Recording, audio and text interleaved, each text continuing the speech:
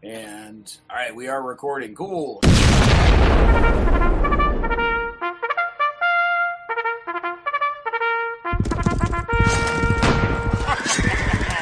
folks, this is episode 10 of season 16 of Mention and Dispatches.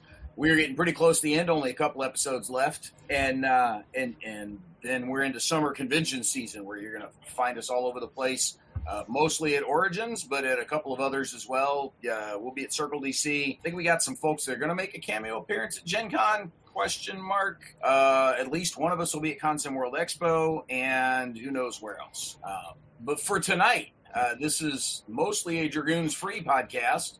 We've got a couple of industry folks here because tonight's topic, we're going to be talking about getting a job in the tabletop industry.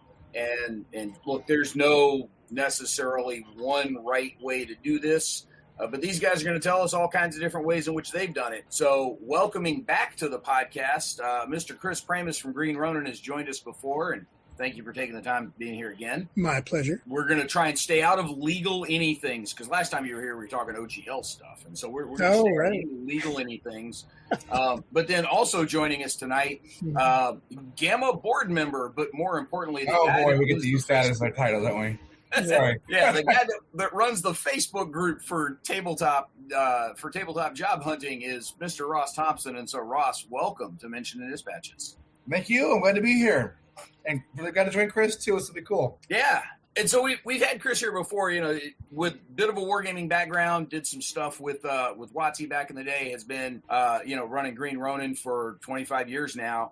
Ross, for the listeners that aren't going to know your background, I know you've had some time. It was Atomic Mass Games, correct? Yes. I just spent the last 2.5 years over it as the director of marketing for Atomic Mass Games. And then before that, all sorts of other stuff throughout the tabletop biz.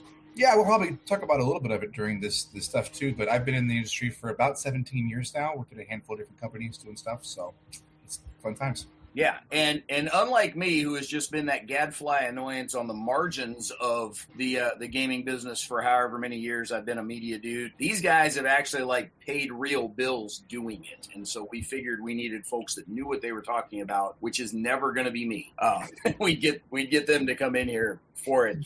And so I am curious, Chris, we'll start with you and then throw it over to Ross, but the very first job that you got that actually cut you a paycheck in the gaming business was what? Well, I started as a freelance writer, so I don't know if that counts. But well, yeah, I mean, somebody wrote you a check for turning in right. clothes. Yeah, the first professional work that I did was for a role-playing game called Ray Wininger's Underground from Mayfair Games. And my friend and roommate Aaron and I got a gig because the freelancer who is assigned to do one section of a book flaked out, and the developer needed somebody who knew the game to fill in very quickly. And I did, and Aaron had the contact. So together we took the work. And what we did was split over 2 books, the Underground Player's Handbook and the Underground Companion, which came out in 1994, I believe. So that was my first paying gig. Yeah. And so it was, at least in part, just you happen to know the right person, and that person needed help at a time that you were there to help. Yeah. So Ross, for you, first paying gig you had in the tabletop world? My first job was at a game store. I was a volunteer for Privateer Press, part of their Press Gang program, and ran a whole league for a handful of years at the shop. And then you hang out at a game store enough, and they end up giving you a paycheck. So I ended up working at the game store, Game Empire San Diego, for a couple of years, and with Cliff and Shauna and the whole thing there. And those were good times. I still go to the shop, and Cliff always jokes that he'll just toss me a red polo, and I'll go behind the counter. So it's good stuff. It's a good store. Yeah, totally. Was that War Machine? Yeah, that was for War Machine. And then, funny enough, that my first industry on the publishing side was at Privateer Press. So I ended up doing a whole thing there. I ran a convention. I started when I was 19 called Kingdom Con, and then a couple of the guys from Privateer Press came down for that, and then I ended up getting a job at Privateer Press later that year as their retail support guy, which was pretty much just calling game stores and making sure they had tournament kits and stuff like that. So, wow, which was cool. Yeah. So for the the events you were doing in the store, like before the store put you on payroll, they just needed GMs, and so you showed up and said, "Hey, I know the game. I'll be a GM." Yeah, pretty much. It was one of those classic, like Monday nights, we played War Machine. We did a whole thing and stuff like that. And so we ended up making a game club called the SoCal Beach Thralls. And so one of my buddies from high school made a cool little logo. It was like a mechanic thrall with a surfboard and board shorts and doing a whole thing there.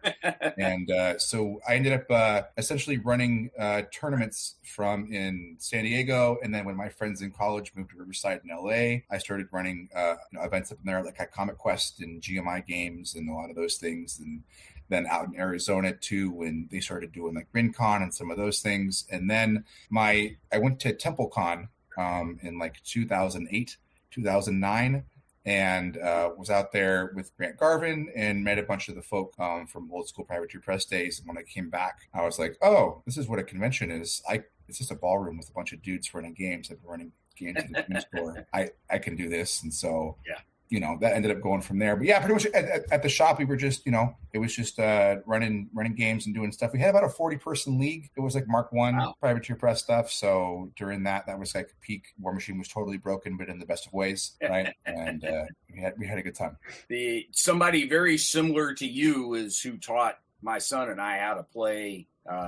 They were doing a learn to play War Machine thing at our local game store here one day, and Scott, the guy that owns Gamers Armory, which is the store closest to us here, I've known Scott since before he had the store open. He used to just only be mail order stuff and then went brick and mortar over 10 years ago now, and he's coming up on like 16, 17 years now. And so we've been going over there playing stuff all the time anyway. They host our monthly war game day over there as well. And they were doing a learn to play War Machine thing. And so my son had seen some of the models this, again, 10, 12 years ago now. He'd seen some of the models, thought they looked really cool. So we went over and sat down and did the, hey, teach us how to play. And it was a volunteer, much like you're describing, that was, I don't know if he was part of the press gang for other events and just happened to be in town, or if he's one of the locals, or if he was just a volunteer for the store, but taught us how to play. We had a good time. And like every minis game ever, I said, man, I really appreciate all the work you put into that. I am not going to do it. So you wasted his time. Is that what you're saying? No. I am more than happy to sit down and play the game with your models. Oh, yeah. I just don't have time in my life for the arts and crafts that it takes for miniature wargaming. There are certain games that I'm like that with, or it's like, I'm happy to play, I'm not collecting it. So if you get two forces, I'll play with you. But. Exactly. Shifting back over to some of your story there, once you had that freelance gig, is that something that you parlayed fairly quickly into more of a full-time thing? How did those connections develop such that you ended up kind of in your more full-time role that you've now had for, half your life? Well, I spent a couple of years doing freelance work. I worked for a bunch of different companies. And what was incredibly useful for my career was that I had started going to Gen Con in 1989, like just for fun. And then I just started going back, and I still have not missed a Gen Con ever since then. Which is wild. Gen Con does that. But, like, all the devs and company reps you want to talk to are probably there. So it was a great place to meet people, make contacts, get to know other freelancers, get your ear to the ground and all that stuff. So after a couple of years, I think I wrote for, 10 different companies, something like that. I decided prematurely to start my own company. So I started my first company, which was called simply Ronin Publishing. And we bought a role-playing game that I had done freelance work for, which was the Whispering Vault RPG from Pariah Press. And then we tried to make a go of that. And I had also written a Feng Shui book for Daedalus Games Publishing, I think, that they couldn't publish because they were in the process of dying. So so we ended up publishing that. But anyway, we were massively underfunded, and it just led to a lot of unfortunate acrimony and some loss of friendship. Just too bad. But I did learn a lot about what it takes to do a company and so on. So it was toward the tail end of that I got a job at Wizards, working on D&D. And so then spent about a year and a half writing D&D and alternity stuff for Wizards. And then they were opening a miniatures division. And as you know, I love miniatures. So I got transferred into there. And then I was on the team that made the Dungeons and Dragons chainmail game that came out in, 2001, I think. So I created the setting for that, which was called The Sundered Empire. So that was sort of my journey at the start. Yeah. I in the early 2000s, I had delusions of being a publisher, and that's when Bayonet Games was open. And I very quickly learned that you think you're in the publishing business, you're actually in the shipping business. I'm not telling you guys anything y'all don't know, but it was a rude awakening for me trying to make this a go as, 1.5 people, because I did have a buddy who was pitching in part-time some. And really, we had a lot of the design stuff done, and we're pretty confident in the design things. We had no idea what we were getting into as publishers trying to do it ourselves. And actually, we're at a couple of Origins, was at a Gen Con fairly early. We got some attention for the company. We realized very early on we weren't that good at it, and we weren't having fun, and it was time to pull the plug and go do something else. And it still got plenty of stuff we'd like to worry about designing, but man, I admire the hell out of you guys running the publishing companies. No, not me. Just, well, things have changed, and I'm sure we're going to talk about that. But, when I started my first company, if you wanted to get into stores, you had to go through game distributors. And to do that, you had to meet the game distributors and convince them that your game was worth carrying for them. So that was often difficult if you're a small company. Yeah. And it got 10 times worse once Magic the Gathering came out, because distributors and retailers were just making money hand over fist selling Magic. And all of a sudden, you might sell 3 copies of my role-playing game this year. It did not look very attractive to them. Yeah, absolutely. And the other thing that would have made a big difference for us at the time is the print-on-demand model that you have today with folks like Lightning Press or Blue Panther wasn't that well developed back then. Yeah.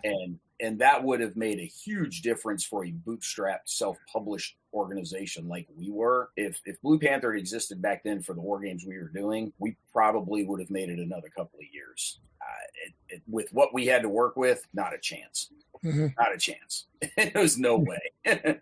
So, Ross, I want to flip back over. You had mentioned starting your own convention at age 19. Yeah. What the heck?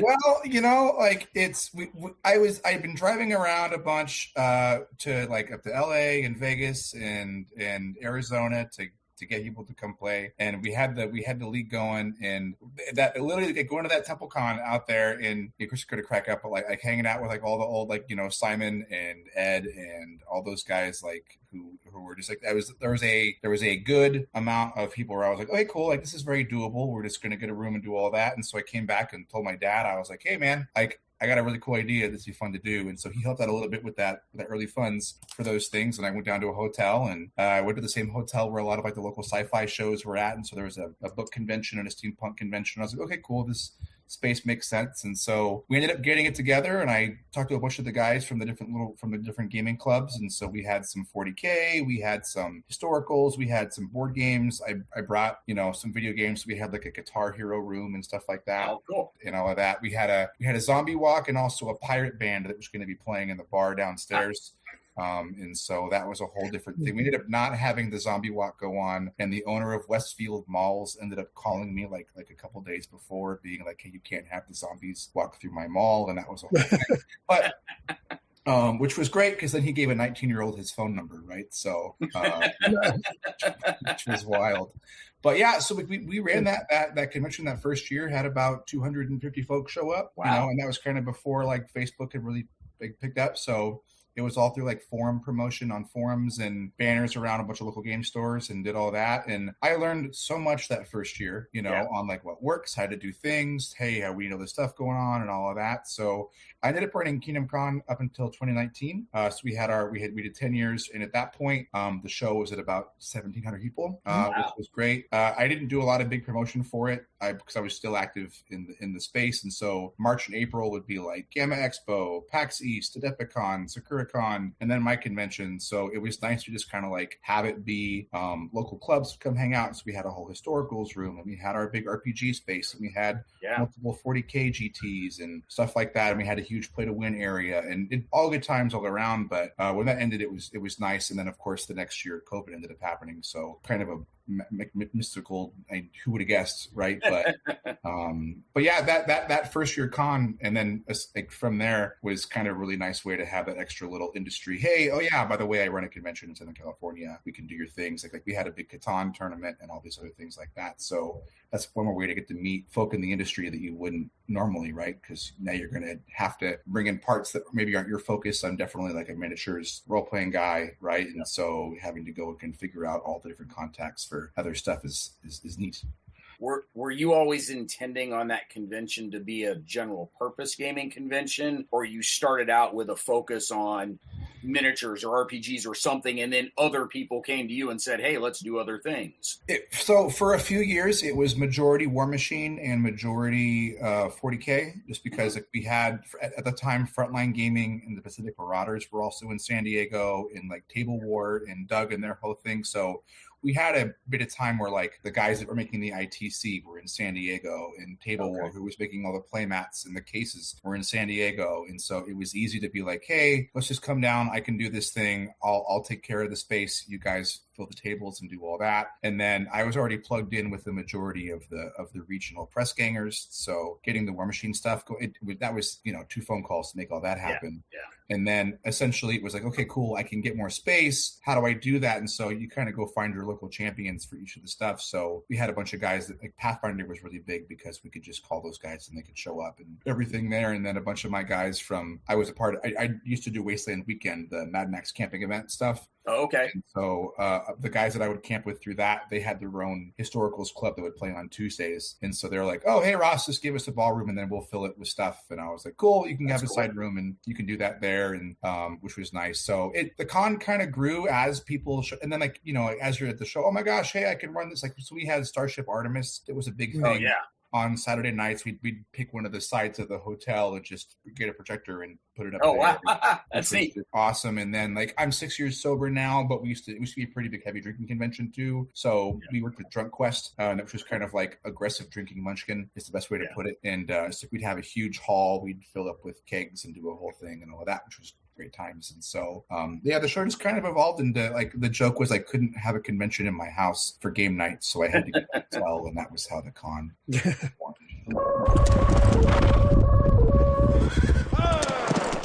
We've got our smaller convention that we do here that we keep pretty tightly focused on tabletop wargaming stuff, on just the board wargaming stuff. But one of the things that I've noticed, we have a fairly large miniatures community here in our area. It's TSS, Triangle Simulation Society. It's mostly historical minis.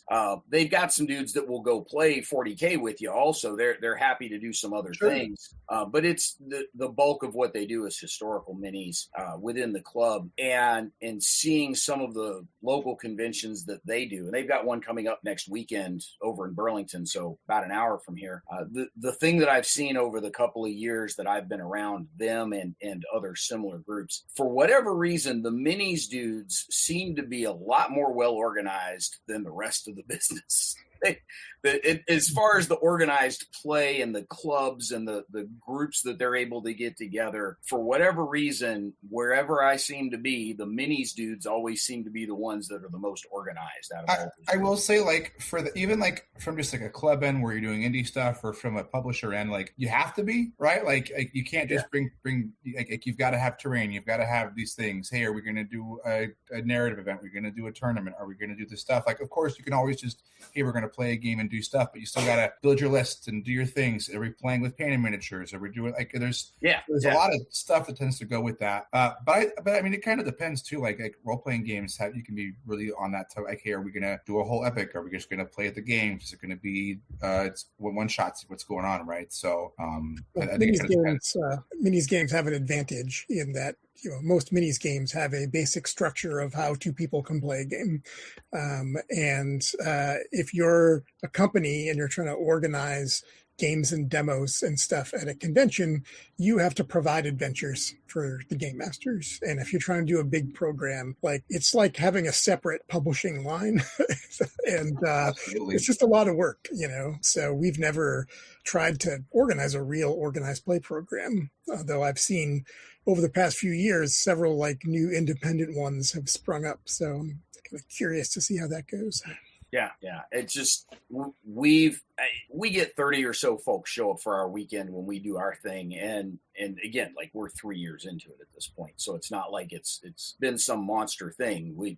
And 30 folks just about fill the space that we're in, so it works out well, But it's I always wonder, if we'd gotten the minis dudes involved, how rapidly would we have expanded? How much bigger would we have gotten, and how much faster? Just again, because those guys seem to be so well organized about getting groups together and having everybody kind of on speed dial and everyone able to show up pretty quickly. So yeah, when Kingdom Con ended, the guys that do all the historicals, they have their own little convention now called Advance, and they rent out one of the local community halls, and so they've been doing it for about 3 or 4 years now, and they kind of been following that same thing. They've got the SoCal Mordheim guys that are coming in doing some stuff. They've got the guys from Wild on the Streets doing some stuff, and they'll find the different local communities and come in and do that. So I think we just these guys just like playing games, right? Yeah. So it kind of helps. So the combination of hey, I was at the game store a whole bunch, and so they finally just threw me a shirt and said, okay, you're on payroll now, and running the convention. At what point did you realize, oh man, this is kind of my full-time job now? I am now in the game business. So it was funny because I only lasted at Privateer Press about 3 to 6 months. I got there, and I still hold the record for at least the amount of time worked there, and which was a thing. And I will say that publicly on a podcast now, that's fine. It's all that, but I got it, and it wasn't for me, right? But that those months that I worked there was con season, right? So it was the trade shows, it was Alliance, it was ACD, it was the PhD, it was Gamma Expo, it was all of that, it was Gen Con and everything there, and Comic Con. So I was there rocking the shirt, running the demos, doing the stuff, and so I was like, oh, this is really cool. I get to meet a lot of the guys that work at the game companies that I've played games for my entire life and doing all these things. And so when I ended up leaving, on my drive back down from Seattle to San Diego, I got a phone call from David Doust, who was running Cool Mini or Not at the time. They weren't CMON, and they were still an online website where you could vote for miniatures on if they were hot or not, and they wanted to be this online store and everything there. And he offered me a job to be hey, do their marketing and their stuff like that. And so at that job, I ended up doing their social media and doing their events and building their volunteer program. And then we ended up meeting the guys from Kickstarter at the first PAX East, and then running Zombicide 4 or 5 months later and doing a lot of that. So that was one of those things where, I'm in the, I now work in the industry now, because that job was just hey, you're doing these things and doing this stuff. And at that time, they were more of an online store for stuff. And so I got to meet Adam Poots, who was just getting started with Kingdom Death miniatures, and Mike McVeigh was doing his whole line of miniature stuff too. And that was just a kind of a different era, obviously, within the industry. But that was kind of a cool thing where I'm I'm hearing this 21-year-old just kind of messing around, but now I'm paying the bills and doing the stuff and everything there. Yeah. And so that was definitely a cool. Now I'm in the forest, right? We're now doing the thing and all of that.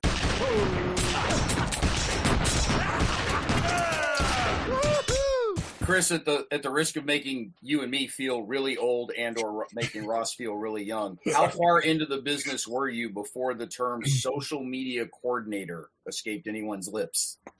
Honestly, I couldn't exactly tell you. You probably had at least a decade under your belt before that ever came up, right? I mean, somewhere between 2005 and 2010, maybe. Yeah, just a guess. I don't know. Yeah, I mean, yeah, for a long time, it was marketing manager, right? Like, yeah. But yeah, when we started, it was in the era of America Online being a big thing, and they actually had like a good and robust area for tabletop gaming, which is largely forgotten now. But like if you were a company, you could go to them and they'd make you like a little folder for your company where people could come and discuss your thing. Yeah. People were role playing over the messenger, and there was all kinds of, there was like an industry back room where you could do industry shenanigans. So you can still, so over at the Vaults of Pandius, you can pull up the message board archives for the Mystara message boards that were nested within TSR's AOL folders there. Oh, yeah. I'm all over those. Me, James Mishler, Ty Bruce Hurd was, that's where I got to interacting with Bruce. It was weird. The very first Origins that I was ever at was in was 05. And I'm just getting the booth set up. And that was back when they used to do the Thursday morning media preview hour where the media guys got an hour to come in early and see everybody's booths and talk to folks before all the customers got in there. And I'm just getting booths set up. We're getting product out. This is the first convention we've ever been to. We're like, holy cow, what did we get ourselves into? And James Mishler walks up, and I'd never seen him face to face. I just corresponded with him for years online. And he's like, Brant, what the hell are you doing here? And I'm looking at his name badge. Oh my God, what are you doing here? Because this was in the era before video conferencing or anything. Like, we didn't know what each other looked like. We'd never crossed paths in person. But yeah, those old AOL spaces, a lot of those connections, I still see people maintaining those today. It was about 2 years ago now that we made the pilgrimage up to Noble Knight up in Wisconsin. Oh yeah. I was up in Ohio. We threw a bunch of us in my Subaru, and 10 hours later we were at Noble Knight. And I can remember when Aaron started that as a manually managed email list on AOL, because he was a leader something at AOL.com. And once a week you'd get the email, this week at Noble Knight, at Noble Knight Games. And it was, just an email, a cut and paste email of here's all the things that he scrounged up at garage sales that week. Yeah. So yeah, that's another great store. Noble Knight. That era definitely speaks to me of this is what it was way back when. Well, maybe younger listeners would like to get some advice. Yeah. So, well, it's funny because even if we get into that, like I'm going to bring up the Facebook group, but like even Facebook and Meta isn't like new on these things, but also like that is true, right? So yeah.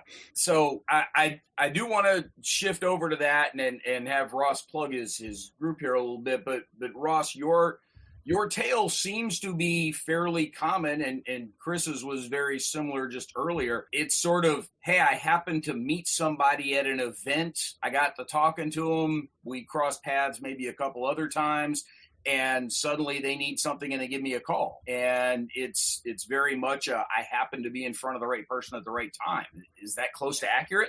I will say, like, for me, like I had a summer or two where I was working the booth at Privateer Press, like as a press ganger, doing that kind of stuff there. And I still say that one of the best ways to get into the industry is going and working for companies at shows and doing a lot of that stuff. A lot of companies, they pay now, which is really nice if they can, and they're going to cover all these things. And if you've got a show that's close to you, but like PAX Unplugged, Gen Con, and, at Epicon and PAX East for this weekend, that kind of stuff there. But that's a great way to, hey, I'll come work your booth, do your thing. And man, you get thrown in the deep end right away. We need somebody to run demos. We got to do all these things. We got to run events. We got to do all this stuff. And that's, if you want to meet people and be a part of a company that you like, that's, I think, one of the best ways to do it still. Yeah. I'll say for me, I didn't sort of happen into it. Like I was working for it, I had I wanted to be a game designer. So, that's why I was hitting the bricks, as it were, talking to devs and all this stuff. In the 90s, like a lot of role-playing game designers seemed like what they want to do is use role-playing games as like a stepping stone into writing novels.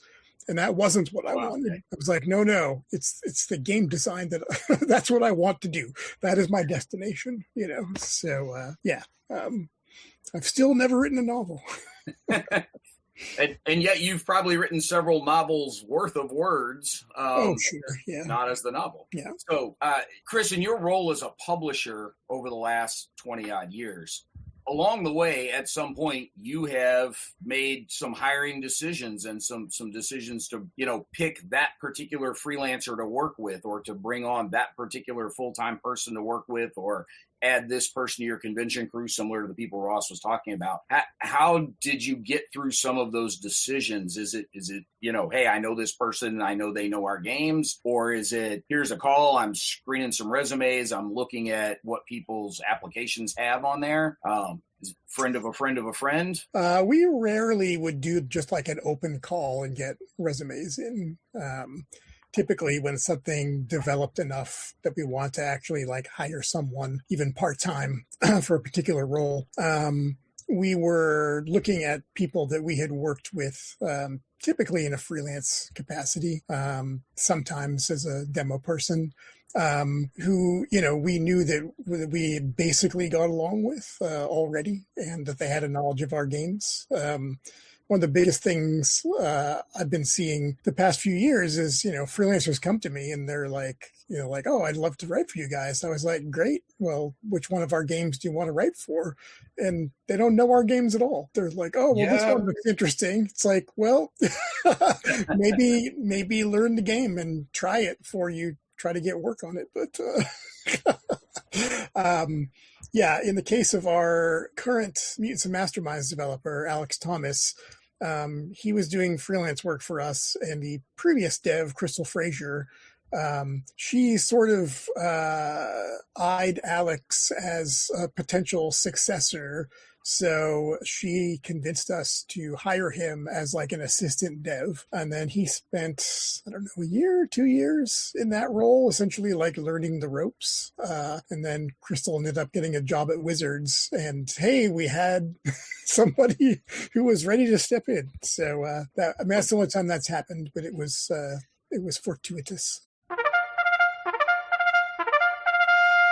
Season 16 of Mentioned in Dispatches is underway, and we couldn't do it without our Patreon supporters, and especially the regimental captains at the top level. The Armchair Dragoons would like to thank Chris Anthony, James M., Brian Silcott, Chet Bell, Joseph Knorr, Paul LaFontaine, Miles R., Staggerwing, Fred's Dog, and Fred 2, Kevin Bertram, Michael Sunborg, Patrick Garrity, Catastrophe Games, Hethwell War Games, and Greg from Pico Armor. They help us to keep our objectives in our line of sight. You too can support the Regiment of Strategy Gaming as a Patreon supporter at patreon.com/armchairdragoons. Ross, this Facebook group full of people looking for jobs, people looking to fill some jobs. How did this start, and sort of how has it evolved? Yeah, so Jessica Fisher and I co-run this group, and there had been some Facebook chat we were in about 8 years ago, and she was like, oh man, I wish there was some kind of place where all these jobs are at. And we were talking, and she's like, I'm just going to make a group. And I'm like, cool, if you do that, I have an Excel sheet where I track all the job post stuff. And she's like, oh, and I'm like, yeah. So I would just pretty much converted that Excel sheet and started posting into the Facebook group. And that's kind of how we started, was the sheet. She made the group, she added me on there. And then if you go back and look in the files, I think there's like our original list of like, I used to track all the companies and their career pages.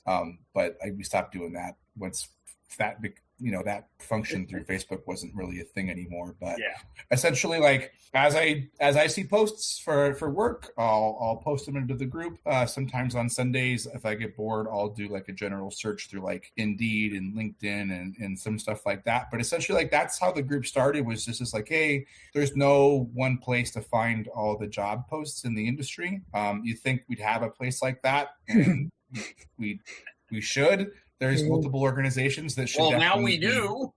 well, right, but like that's just the thing that we just happen to do, right? So, which is nice, and so now the group is at about 26,000 people, which is which is awesome. And then about 5 years ago, we also made a Tabletop Game Jobs Talents group. And that's the group where if you want to post, you're looking for work, you can go into there too.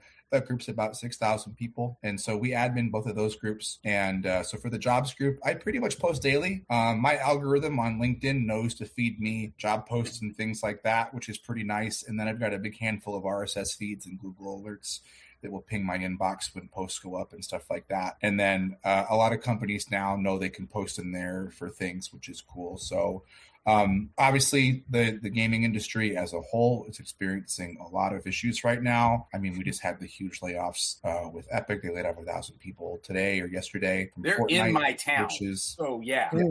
Yeah, it's one of my buddies works there too, right? And so that's a problem, obviously. And while the jobs group can't solve that, it can at least be a resource where it's like, hey, here's where the posts are, and here's some of these things there. And so like it's kind of easy when like Games Workshop, Hasbro, and Pokemon are like always posting their stuff, and Asmodee has stuff there, so I can just kind of grab those in there and do that. But for a lot of the smaller game companies, like, do they post on their LinkedIn page? Do they have an Indeed? Do they put it on their website? Is their website up to date? Like, there's no set way to do that. And so at least with the group, what we'll do is, hey, post your listing there and do all that. And from that, like every post in both those groups is with the admin approval. So if you post, we'll review it and do all these things there. There are some companies that I won't let post in there because of whatever, and then there are some people that also in the talents group, like, I don't let post in there because of whatever, and that kind of stuff. But that's what you do when you moderate a group. And so we keep that stuff pretty strict. Like the jobs group is just for job posts, and they had to be paid job posts. And the talents group is just looking for work. And then we kind of just had to put a light, like, if you've posted in 3 months, please bump your previous post instead of posting again. Yeah. Because people, like, sometimes they'll get into a thing where they're going to post in all the groups are looking for work and stuff like that. And so that we don't want to get flooded with a lot of that. But that's pretty much how it formed. So it's been really cool. And I'm assuming that you get to hear some of the success stories that come out of these as well. It is wild. I mean, like, just this past Gamma Expo, I've had some folk come by and be like, hey, I'm here because of this group. Hey, I'm here because I saw the posting. I saw a thing. At Essen Spiel last year, I had some folk come by, and I was walking and like, oh, you're that Ross Thompson from the jobs group. I'm here because I saw this thing on that. I've had this job for 2 years or whatever. And like, it's a really cool feeling, but like, it's awesome that just some post on Facebook can get somebody their job and find their thing. Working in games is great, but also it's still a job, right? And you got to do a thing and all of that. And so knowing that we can help people on that path is very neat. And so I know Jessica and I are very happy when that group can be a resource for folk, which is cool. I think a lot of folks, when in their mind, people on the outside of the game industry think, man, I'd be really cool to work in the game business. Probably the first thing that jumps to mind is, man, I'd love to be a game designer. But I would suspect that a whole lot of the stuff that you guys are posting in that group are not game design roles. It is very rare that there is a full-time game designer job that pops up. I will say we've seen a lot more of those in the last 6 months because we've seen a lot of TCG companies pop up in the last 6 months, right? Yeah, TCGs are hot again. They are hot again, man. It's the 90s all over again, right? Yeah. So we've seen a lot of game designer jobs pop up, and a lot of like VP of marketing jobs pop up, and a lot of like community organized play jobs pop up, right? And so that's been pretty fascinating to see. But mainly it's like, we see marketing jobs that are in there. We see game developer jobs pop up. A lot of sales jobs will pop up. And then kind of from there, there's a good chunk of, hey, we're looking for people to work our booth at Gen Con, people looking to work our booth at these things, which is cool. And then I've been able to turn on the group to a handful of staffing agencies that staff for shows and staff for things like that. So like Con Horde and Merchants Guild and PPG and some of those guys. So like, even we've got a company there, hey, we're hiring for Gundam TCG in Fire and Blood judges. Do we know somebody that can do that? And so we'll get those in there too, which is fun. So and then of course there's a good amount of crowdfunding jobs that pop up. Hey, who can run our crowdfunding page and who can do these things and stuff like that. So what's kind of been funny is I've got some people now where I'll like their job post and then I'll get pinged saying, hey, Ross, don't post it in the group just yet. Like I'm waiting for a thing because once it gets in there, like it'll have X amount of 1,000 people see it. And so I know that like from the years I had working At Asmodee, their HR department was very happy that I would post jobs in the group there because we'd get 200 plus people, 300 plus people doing it. And so while that is a crazy number that we have to filter through, it just kind of shows that that group is helpful. Right? Yeah. I know you mentioned that the positions that you guys share through that particular group, or the jobs group, not the looking for jobs group, need to be paid jobs. What's your rough percentage of full-time versus part-time? That's interesting. Because I can't imagine they're all full-time. There are not. Go ahead, Chris. There are not actually that many full-time jobs in tabletop gaming. Oh yeah, exactly. That's kind of the reason I'm asking. Yeah. Yeah, it's. I mean, for the full-time ones that get posted, like I do my best to find the full-time stuff, but when they're part-time jobs that get posted, either the publisher or company is directly posting it in there, or a lot of the times I'm pulling it from somebody's LinkedIn post, right? Yeah. Hey, we're looking for a part-time designer, looking for a part-time marketing, a part-time contract fill, some of those things, and which is great because like discoverability on social media. If you're just doing a post on LinkedIn, hoping it's going to see somebody, you're hoping the right person at the right time is going to see that post, which is like nigh impossible, right? So like being able to drop it in there and do that. But I mean, it's for full-time stuff, people will hit me up and go, hey, Ross, I want to be a game designer in the tabletop game space. And I'm like, cool. Well, you should go and start working on game designs, and you should start pitching your game to all these companies and knowing all these people, and then have a certain kind of thing that you do. And as Chris brought up earlier, like know the games for the companies you want to go work with, right? So because if you just say, hey, I want to design games, but you have no idea what they do, that's not as helpful. But if you're like, oh my gosh, I'm really good at puzzles, or I'm really good at party games, or I'm really good at these things, then you can really focus up and be like, great, here's people you want to go talk to, here's that kind of stuff there. But if you're just a game designer, but you're a heavy 4X space guy, but you're talking to Big Potato, that's not going to be as helpful, right? So I'd also like to mention artists, because artists are super important in tabletop gaming. And an RPG is not just a Word document. It's there's art, and there's maps from cartographers and all this stuff. And we hire more freelance artists and cartographers currently than we are freelance writers, for example, because we have essentially an insatiable need for art all the time. And, a lot of the artists are being hard hit by the stupidity of AI. And so I know artists who have lost like half of their income, because suddenly Wizards doesn't want to know them or whatever, which unfortunately makes that field more competitive too, because you have some very, very skilled people who need more work to be where they were. But still, it's, an important aspect of the industry. I think we've all got more than a few games on our shelves that are there because they look really damn good. Oh yeah. Before we ever cracked the shrink and started reading them, playing them, anything, the art is what grabbed you, and suddenly the game is leaving the store with you.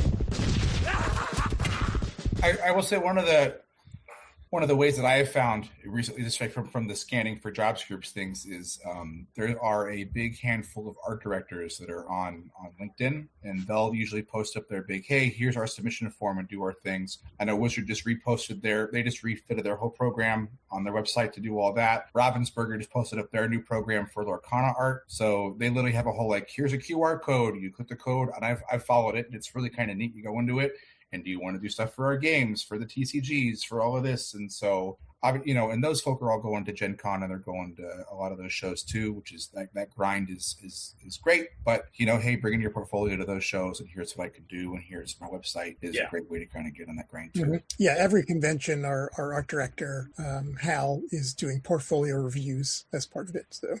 Chris, is that a formal process of, hey, set up a time to have Hal look at your portfolio, or is that somebody hits the booth and says, I'm an artist, let me buy you a coffee and show you what I got? No, it's usually the artists are walking around the hall with their portfolio, and they come up to the booth and say, is your art director here?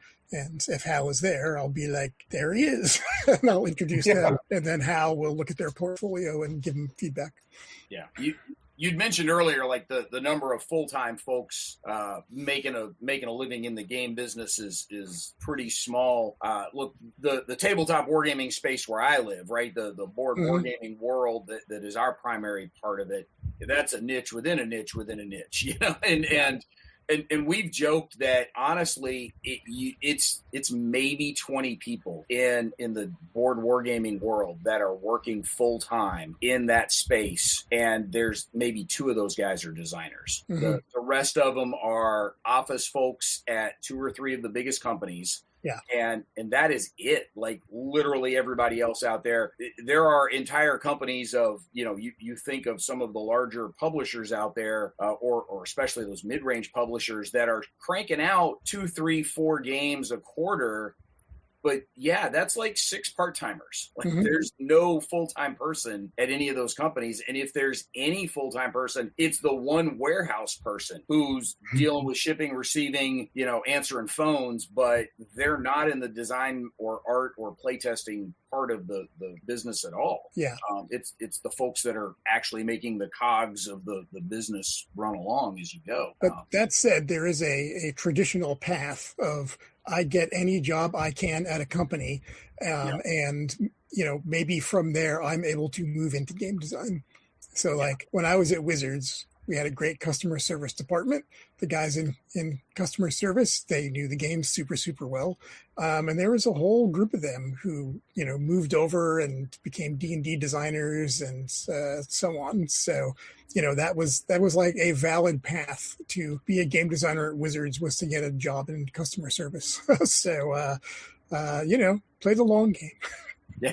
I mean, that was pretty much like my first job at Privateer Press was retailer support, right? So it's like, hey, Ross, you were running tournaments and doing all these things, but now you're the guy calling game stores. And I'm like, great, that's a way in. I could figure out what to do from there, right? So Yeah. Well, and you guys know this as well as anybody, but one of the things that I've seen happen in a lot of cases is you get hired for a job at a company somewhere, but, you know, these are not big companies. And just because you've got a particular job on your business card doesn't mean that's the only thing you do. And you may be hired as, you know, the sales support kind of position you were talking about, Ross, but man, when convention season comes around, you're schlepping boxes and setting up booths and helping with demos and shaking hands everywhere, but you're doing like 10 different jobs at the convention. You're not just the store support guy. Oh, for sure. I mean, and that's kind of the joy of doing this too, right? And so I will say there's been a big surge in support services for a lot of game companies too right now, right? It's like we're seeing a lot of like marketing agencies pop up, a lot of staffing agencies pop up, and even like accessory stuff. Like there's dice companies now that I never would have thought would have a full-time staff, and they've got people that are out there doing these things and stuff like that. So like one of the things that I've been seeing lately is like having to be vigilant about who are the new players in the space.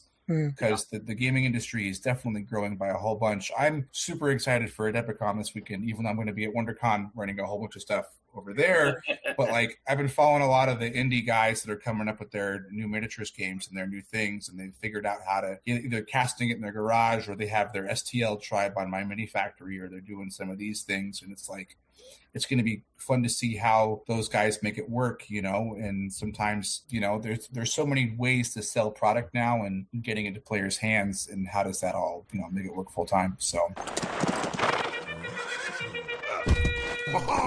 yeah, I wanted to mention that, you know, as an old punk rocker, I have to talk about the DIY aspects of our industry. So, you know, one way to get a job in the industry is to make one. So if you want to do RPGs, for example, the barrier to entry has never been lower. You know, there are community content programs on DriveThruRPG that let you write for established games. And in those programs, they have templates, they have art you can use. You can even use fucking Word, you know, to lay out a basic PDF. You know, it's not, you just need the gumption to go try it. Absolutely.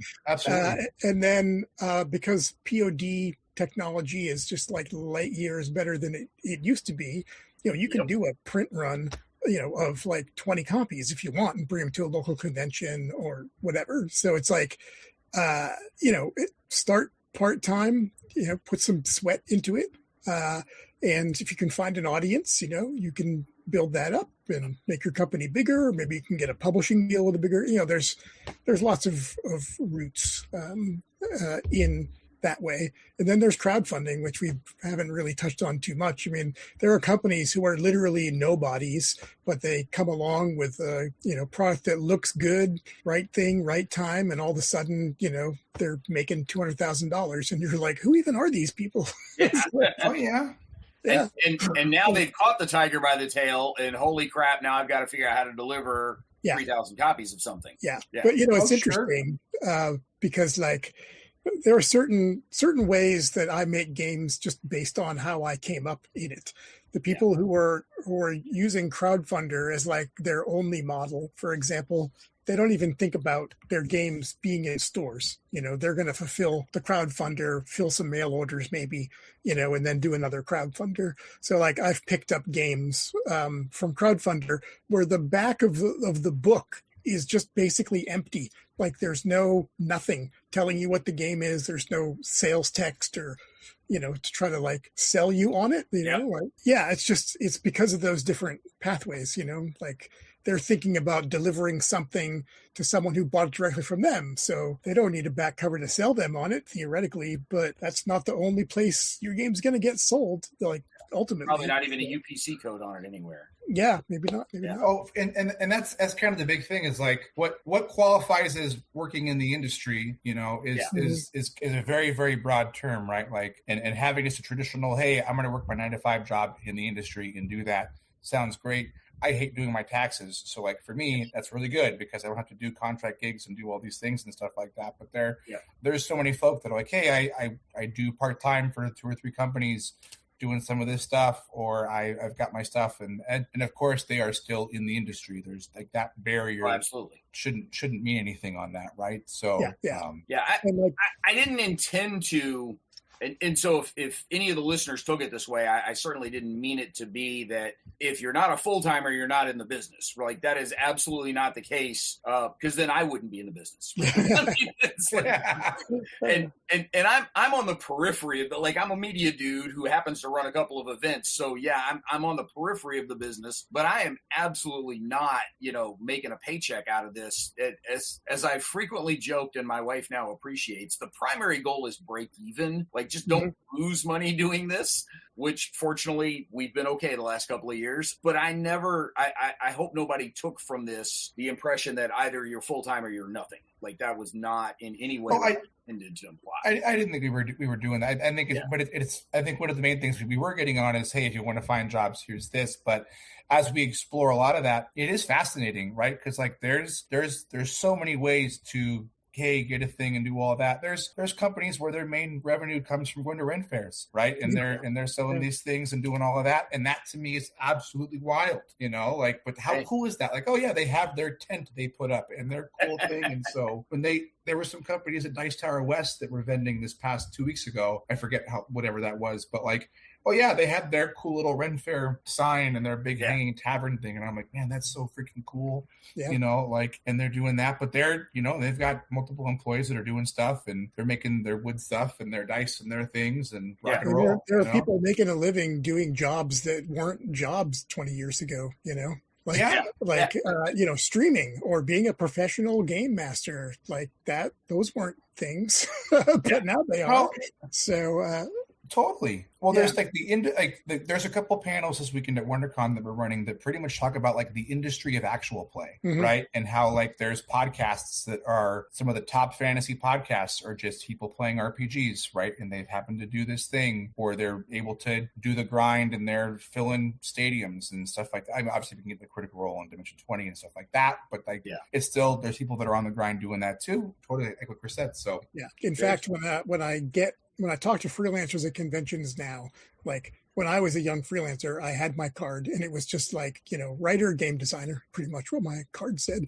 But I talk to freelancers now, they, it's the gig economy. So it's like, like I do design. I'm also, a streamer and I have a podcast and, it's like a litany of things, and they have to sell themselves all the time, which again, like I had to sell myself to developers, but I didn't have to go out find my personal fan base as a freelance writer. But somewhere I took a screenshot. Chris, you and I are about the same age. You'll appreciate this. Somewhere I took a screenshot of one of the Wizards of the Coast surveys that was asking, sort of, what, how long you've been playing D&D, what, which editions do you prefer, which game worlds, and all that. And one of them was, how were you introduced to the game? And you click the little drop down that pops up there. And there was, I learned it from a friend. I bought the game and figured it out myself. But then there's like 12 options that didn't exist when you and I started, right?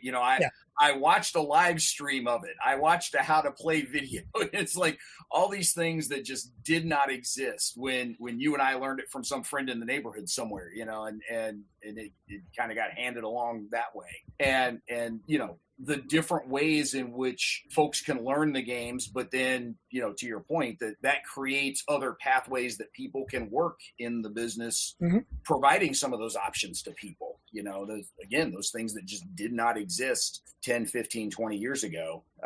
That obviously the technology makes that an option, but I think the technology isn't what makes a professional dungeon master available. That's just somebody that's being paid to be the ringleader for, providing entertainment for folks. And okay, cool. You're a party host. It's interesting. One of the things that we noticed, we published the first Critical Role RPG book, the Tal'Dorei campaign setting book, and that thing sold like mad, as you might imagine. And we very quickly had people being like, I have the book now, but I don't know how to play D&D. And I was a little gobsmacked by that. I'm like, you've watched like 400 plus hours of other people playing D&D and you don't know how to play D&D. But yeah, I had wanted to do a Critical Role specific starter set, like for those people, Then things happened, and that was that. So there's probably another conversation that we could have at some point, because one of the things that I've collected a lot in my 35, 40 years of being in the game world is especially on the RPG side, because I'm primarily a wargamer, but I got a ton of RPG stuff back here because I'm from the Omni gaming era of you play it all. Yeah. One of the things that I've always collected over the years are starter sets from all kinds of different games. Oh, yeah. Because to me, it's always very interesting the ways in which the companies roll those games out to somebody just brand new off the shelf. Hey, this looks cool. I'm going to try to play it. I've never done anything with RPGs before. How does this work? War games are really bad at that. RPGs are a little better at it.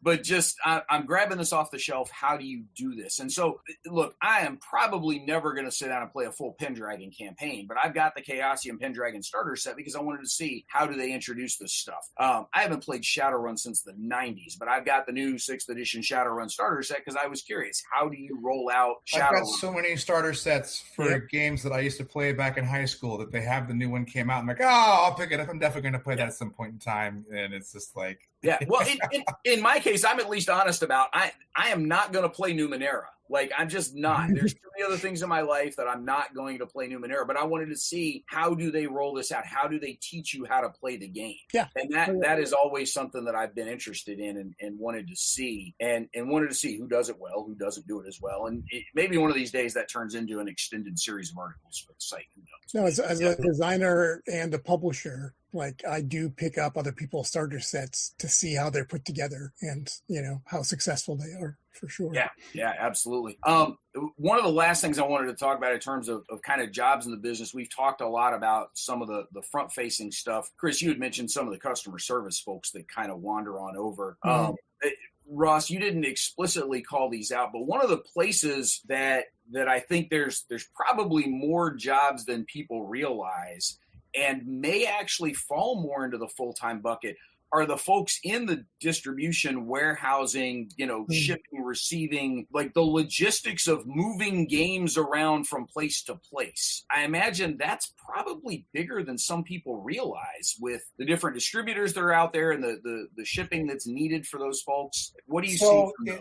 It's one of those things where we share posts from a lot of the major distributors when they're hiring for stuff because but they usually post their stuff on like Indeed or a lot of those like general, because you don't have to know games to be a lot of the time you're calling a game store. And well, I have obviously having the knowledge and the passion helps across the board for those things. But we'll share a lot of that stuff in the groups, and we'll see that. But they've, because of where they're geographically placed, and a lot of these companies have warehouses across the U.S. or also a lot of stuff there. That's been a big pickup.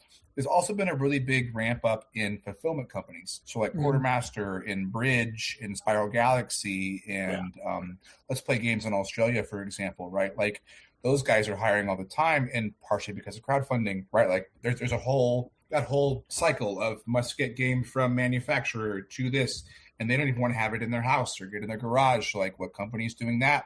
So you've seen companies like Quartermaster pop up out of nowhere, and now they're one of the biggest fulfillment companies, and now they're also a distributor because they have so many games now that now they're doing direct to stores and doing all these things and stuff like that. So yeah, there's definitely like that's if you want to just hey, get a way to do that and get into sales and do some of those things, you can make that happen at the same time. Like Asmodee in Games Workshop, right? Like they've got guys where they're just calling game stores every day and doing a lot of that. And depending on where you're at, that can transfer. I didn't see a lot of the Asmodee folk hopping over to different publishing studios because of how AUSA is set up in Minnesota. Yeah, but it's definitely possible, right? So in the warehousing ones, those sort of physically schlepping games around kind of jobs, obviously that's not something that's ever going to happen remote. So you've got to be near the warehouse in order to get that kind of role. Whereas something like those store reps that are calling folks all the time, man, you can do that from anywhere as long as your phone got a signal. You can be all over the place for those kinds of things, I would think. I imagine if you had to actually go visit stores, then you've got to be in a particular area. But I just as we're looking at what kinds of jobs, what kinds of roles are available, those warehousing things are important. And Ross, like you said, you don't necessarily have to know games to do that, right? To work a pallet jack, to work a shrink wrap machine, but it probably helps. But it's similar. So when I was working at Cephalon Fair Games and we were doing fulfillment for Frosthaven, we could not find a company that could fulfill Frosthaven the way that we wanted within the industry, which is fair because it's a 34-pound board game, shipping one for one thing, and then in that box would be like a couple of the maps or tiles or stuff like that. So you're getting this, massive stuff. And so we had to go to this offshoot UPS company. And we were their first tabletop game. And boy, with the minute we called them up, they were like, oh, we love playing Monopoly and Catan. What is this? And so they flew us out, and we ended up going there and I had a bunch of like meetings with them because they wanted to figure out every single aspect of what this game was and everything there. And once they started doing it, they asked if we could be marketing for them. And so they filmed a lot of the shipping and fulfillment of Frosthaven. Wow, that's cool. And then they ended up coming out to Gamma Expo the next year because they're like, oh, we can do a lot of this stuff. And so we ended up getting them lined up with a lot of the big box miniatures companies because they were really good at just packing miniatures and doing these things. And there was because they weren't tabletop, they were very much just, yes, we can do the business of what you need because we have business people that do that. But then, man, in their marketing, they're like, oh, they're playing games and rolling dice and doing stuff. And it was just like one of the funniest things because you're like, this is hilarious because you're seeing these dudes in like the most business suits possible, like playing some games, and you're like, good on them. So yeah, why not? As the audience is listening, we're probably a little under an hour because once I cut out me saying a bunch like that, that'll save us a good 4 or 5 minutes easy on the podcast here. We are getting, close to the time that I'd asked of y'all to take as we wrap up the thoughts here. And for folks that are curious about some of the links that we've talked about, like the Facebook groups, like they're right below, they're in this episode. So you can go just click on the links from there and go to where you need to. But as we take a look at a little bit of your guys' history within the business, but also just your knowledge of the industry as a whole, if somebody just kind of knocked on your door and said, man, I would love to work in the tabletop game biz, how do I do that? Ross, what would you tell them? Just, 19-year-old knocking on the door and going, how do I get where you are? How do I do this? My go-to thing is go work somebody's booth at a convention, and I know that's difficult for a lot of folks, maybe just because of financial reasons and stuff like that and everything there. But if you've got a company that you think is really cool and you want to be a part of their stuff, shoot them an email, right? Be be polite and be like, hey, here's who I am. Here's what I'd like to be doing. And what convention are you going to be at? Can I work your booth? Or, hey, do you do playtesting? Can I be a part of your playtest group? And some of those things there. And I think those are some of those ways that you can get involved, because knowing how they work, knowing how they function is really good. And then the next most important thing is have an idea of what you want to do, because just wanting to work in the gaming industry isn't enough. Like, you have to have an idea of like, what are you going to provide? What is the skill or job you were? Chris wanted to be a game designer, so he was on that path to go do that, right? Like, I like marketing, I like doing these things, so that was for me. But like, I'm not going to be an artist, so I can't do any of that. So like knowing what you want, at least an idea of the realm you want to go, will help you on your path, because we're a pretty good like uplifting all tides kind of industry and like sharing around. But if you don't know what you want, then we can't help. Yeah. So don't wait for the job listing. Proactively start contacting folks and saying, "Hey, can I come be a part of this?" I that's what I'm going to say. Let loose the box and go for it. So. Why not both? Yeah. Absolutely. Chris, you get the last word on this one. There are lots of big companies who are covered, like there's plenty of GMs who are going to run Pathfinder or D&D, right? A place you might find it in is with smaller companies who just need people to run their games in shops or at conventions or whatever, to offer something different, and that is a way to get involved with companies. That's pretty easy, like try running a couple of games, see how it goes, are you good at it? You comfortable with it? Did you know the rules well? And that can lead to things. And then, there is the DIY path. Like the community content programs, I think, are great. We have a couple of them. We have one for our adventure game engine games. So if you want to write like an adventure or a source book or something, use for Fantasy Age or Blue Rose or Modern Age, like you can. Yeah. Like there's so many tools out there for at least. It's harder with war games, because boards and counters and all that stuff. It's obviously easier for RPGs where your product is essentially a book. But get out there and do it. That's what I say. You mentioned the DIY punk ethos, and we'll kind of close on this one story here. But the weird, funky October origins in 21 that they had gotten pushed back because of COVID stuff. We were still there. Like the Dragoons were still there. Our Wargame HQ had like 8 games in it that weekend, but damn it, we were still going to show up because we had a chance to. Is really what it came down to. But one of the guys that walked up and kind of flagged me down and said, "Hey, he was a guy that I had served in the Ohio National Guard with when I lived in Columbus. Mm-hmm. And he had done he'd been noodling around since he had retired with a war game design for an American Civil War game. And he, the next year he came back, he had a playtestable mock-up that a couple of our guys sat down and gave him a little bit of advice, said, "Hey, here's some ideas." And then the next year he had come back and played a whole lot of other stuff just to see what else is out there and get some other ideas. And that thing released about 6 weeks ago. Blue Panther is now selling it. He is out there with his game. It's Larry Pinkerton is his name. The game is called And the War Came. It is a strategic level Civil War game. We've got an interview with him on the site, and we've got, by the time this podcast posts, we might have the review up from the game. Depends on whether or not Ian gets hauled off to another professional conference, but he's working on it. And so that is a guy that had an idea, had something he wanted to do, started doing the design work, found a way to get it published because Blue Panther is a print-on-demand company, and they're now selling it through Blue Panther. He placed the order. Steve goes into his garage and turns on the giant Dr. Seuss board game making machine that Blue Panther runs there, and the game spits out with your name on it and goes in the mail, and here it comes to you. And that was completely bootstrapped. Larry had an idea, said, "I want to do this." And now he's a game designer. Great. And this is an industry that lets you do that. So why not?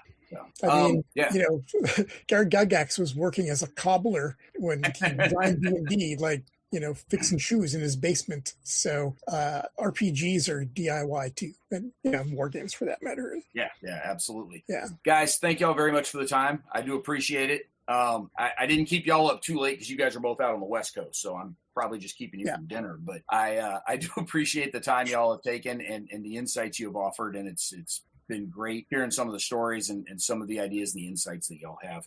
Audience, I know this was much more broadly across the tabletop and maybe a little RPG focused, but a lot of the same principles apply in the wargame space as well, which is sort of our core shtick. But we've seen more and more wargame companies crossing over into other spaces. We've also seen a lot of other companies dabbling in Days of Wonder does a lot more than just Memoir 44, right? So there's plenty of other companies that are also doing wargame stuff as well. So there are places that you can find those niches. We've got 2 episodes left in this season of Mentioned in Dispatches. We're going to close with our usual look ahead to the summer convention season and what's coming up with us. So that'll be in a couple of weeks. And then the next big thing you're going to see us at is Origins this summer, where we're going to be running the Wargame HQ again. And as we are recording this, I just had a conversation with April over at the Gamma staff earlier today. We've got 200 Wargame events in there. That includes our stuff in the War College, but we got 200 nice. That we've gone from when we started the wargame program, we were in a 20 by 20 space tucked up against a wall between Zvezda and the My Little Pony collectible card game. We had 26 events that first year. We actually went down the next year because we lost a couple of publishers we were supporting. We're now up to 200 events. That includes 20, right around 20 of them in the Origins War College, where we basically program one entire room for the weekend. That's epic. Yeah. And so now we just need more wargame companies to show up and be a part of all of this. So, just trying to get them to show up again. Brant, let's chat off. Obviously, we got to chat more in general, but let's chat on that. Absolutely. Cool. Audience, we appreciate your time, and we will catch you next time on another episode of Mentioned in Dispatches.